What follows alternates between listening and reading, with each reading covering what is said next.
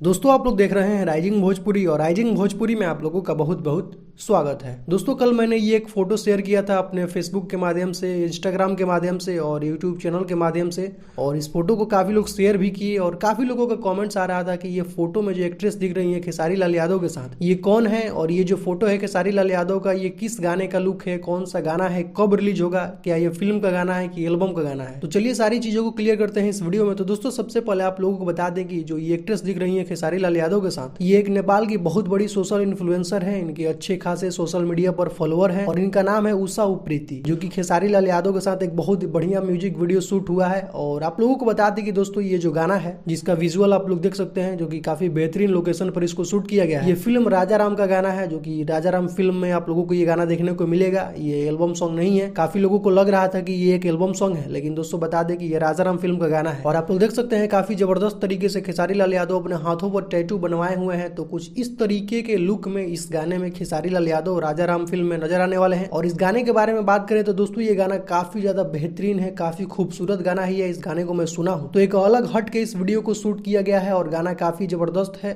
बाकी राजाराम फिल्म का शूटिंग तो कंप्लीट हो चुका है, तो बहुत जल्द वो भी फिल्म आप लोगों के बीच रिलीज होगा। तो कुछ यही अपडेट है दोस्तों अभी का। तो इस वीडियो में सिर्फ इतना ही, मिलते हैं नेक्स्ट वीडियो में। Thank you so much.